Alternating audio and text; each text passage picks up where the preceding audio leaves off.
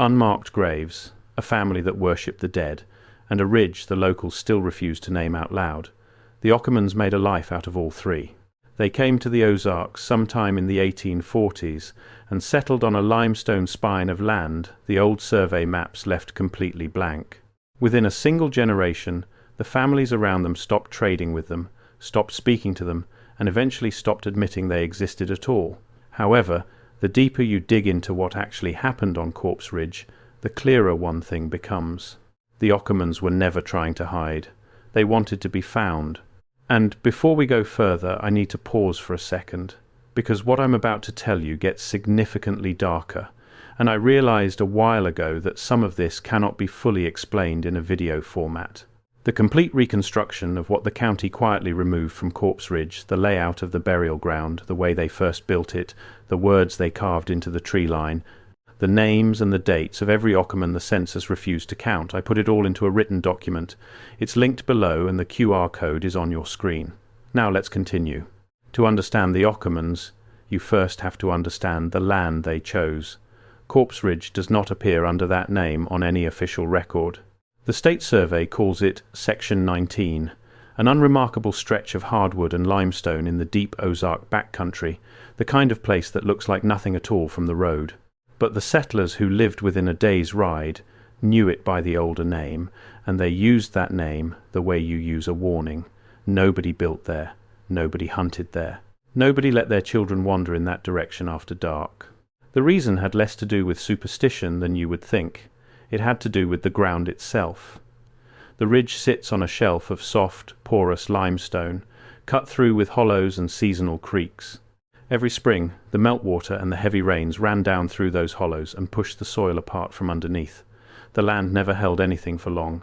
Fence posts leaned, foundations cracked, and on the rare occasion someone was buried up there, the ground did not keep them. Bones surfaced in the creek beds. Coffins tilted their way back toward the light. That is the land the Ockermans looked at, and out of everywhere in that wide green country, that is the land they decided to call home. The patriarch was a man the records name as Elias Ockerman, though even that much is uncertain, because the Ockermans were never properly counted by anyone.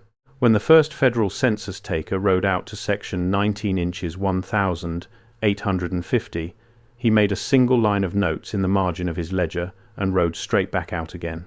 He wrote that the family declined to give the number of people living in the house, and that he was not willing to walk up to the door and count them himself. That margin note is the first written trace we have of the family. It would not be the last. But almost everything that came after it was written by people trying to explain what they had seen with their own eyes, not what they had been told. The Ockermans did not go to church.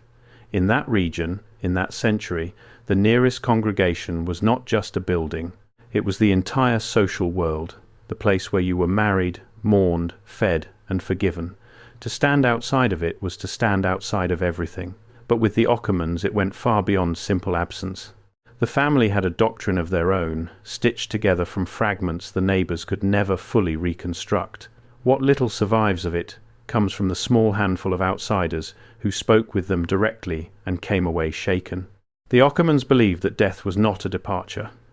They believed the dead did not leave, did not ascend, did not go anywhere at all. The dead stayed exactly where they were placed.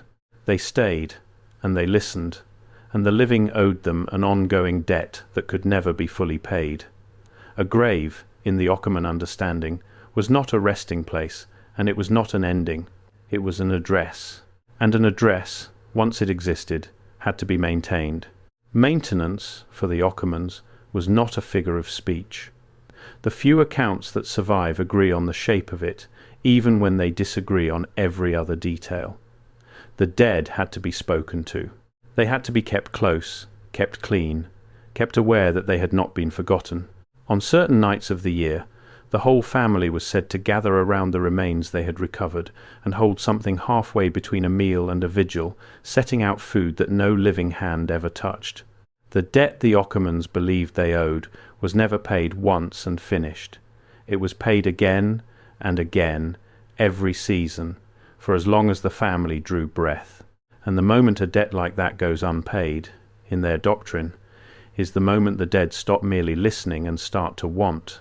That single belief produced the first of the customs that gave the ridge its name. The Ockermans did not bury their dead deep in the ground and walk away. They buried them shallow, and they did it on purpose, in the loose flood soil that they knew the water would eventually disturb.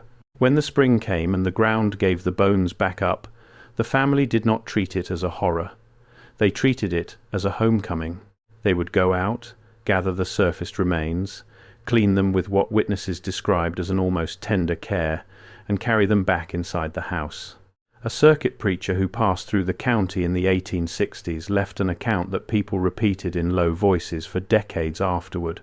He wrote that he had been invited, briefly, into the Okaman home, and that there were shelves along the inner walls. He wrote that the shelves were not empty. He did not stay the night. He finished writing his account from a town 40 miles away, and by every record we have, he never once went back. Before we move on to what the neighbours finally decided to do, stop for a second. What you just heard about the shelves inside that house is the part that changes everything. But it only makes sense when you see it written out next to the preacher's own letter. The cleaned bones, the waiting shelves, it's all in the document linked below. Take 5 seconds right now, grab it, and then come back, because what comes next builds directly on it. The link is in the description. QR code is on your screen. By the 1870s, the customs had deepened into something the surrounding hollows could no longer pretend not to see. The Ockerman family had grown, though nobody could ever say by how much, and the ridge itself had changed along with them. Travellers who took the road past Section 19 came back with the same story every time. The tree line along the Ockerman land had been carved, not randomly, not the idle work of a bored child. Every trunk that faced the road carried the same kind of marking, cut deep enough into the wood that the wound would never close over. Those who got close enough to look said the marks were not decoration, they were names. The Ockermans had turned the outer edge of their land into a register of the dead, and they were adding to it every single year. One man who claimed to have walked the whole tree line said he counted far more names than there had ever been living Ockermans, more names than that one family could have buried in 3 lifetimes. When people asked him how that was even possible, he gave an answer that stopped the conversation cold. He said the family did not only keep their own, there is one more account from those years, and it is the hardest of all of them to shake. A travelling peddler, a man who made his living precisely by knocking on the doors that everyone else avoided, wrote that he had once tried to sell his goods at the Ockerman house. He said, a child answered the door. He said the child was polite and quiet and completely unafraid of him, and that when he asked whether the child's parents were home, the child told him, without a trace of fear, that everyone was home, and that everyone always would be. The peddler looked past the child into the house, saw what was arranged along the walls, and left without selling a single thing. He wrote that the worst part had not been what he saw. The worst part was how ordinary it all seemed to the child who had grown up living among it. That was the detail that turned quiet unease into open fear. The Ockermans, it seemed, had started collecting. Graves across the wider county began coming up disturbed, not old graves, fresh ones. A child laid to rest in the spring would be found in the autumn, with the earth moved and the plot beneath it empty, and the only direction the trail ever seemed to run was back toward the one ridge that nobody was willing to climb. No one ever caught an Ockerman in the act. Nobody ever produced a body, or a confession, or a shred of proof that would stand up anywhere. But the names on the trees kept multiplying, and more than one of them belonged to a family 40 miles away who had never even heard the Ockerman name until the day they found it carved into the wood above their own child's. For a while, the county tried to handle it the way counties are supposed to. A sheriff's man rode up to the ridge at least once to ask questions, according to a second-hand account, and came back down saying only that he had found nothing he could arrest anyone for, and nothing he ever wanted to lay eyes on again. There was no law, in that place and time, against believing strange things. There was no law against carving names into your own trees, and proving that a specific empty grave led back to a specific full house on Corpse Ridge was, in practice, impossible. So the disturbances continued. The register on the tree line kept growing, and the fear in the surrounding hollows quietly curdled into something that had nowhere legal left to go. That is usually the exact point at which people stop waiting for the law. In the winter of 1000, 878, the county finally did what frightened communities have always done. A group of men, somewhere between a search party and a mob, rode up Corpse Ridge to put an end to it once and for all. What they found is the only reason this story survived long enough to reach us. The Ockerman house was still standing. The shelves inside were still full. But the family was gone, not fled, the men insisted, for the rest of their lives, because nothing had been packed and nothing had been taken. The cooking fires were stone cold, but the food was still sitting out on the table. Every door in the house stood wide open, and in the largest room of the house, arranged with a care that none of the men could ever bring themselves to fully describe in the daylight, was the family's own dead. Not stored on shelves this time, laid out. Positioned, one witness finally admitted many years later, as though they had been made ready to receive guests. The men burned the house to the ground. That part is not folklore, it is written down, because the county ledger for that year records the exact cost of the lamp oil they bought to do it. But burning the house settled nothing, because the burial ground itself, up on the higher shoulder of the ridge, was never touched, and the burial ground did not stay quiet. The floods came again the following spring, the same as they always had, running down through the hollows and pushing the soft ground apart from beneath. And the same as it always did, the ridge gave its dead back up. Except now there was no family left anywhere to go and gather them. In the years that followed, only a handful of people were ever willing to go back up to the ridge, and fewer still were ever willing to talk about it afterward. One of the men who had ridden up in 1878 was said to have returned alone more than once in the springs that came after. Nobody knew why. Some said he was only making sure it was truly finished.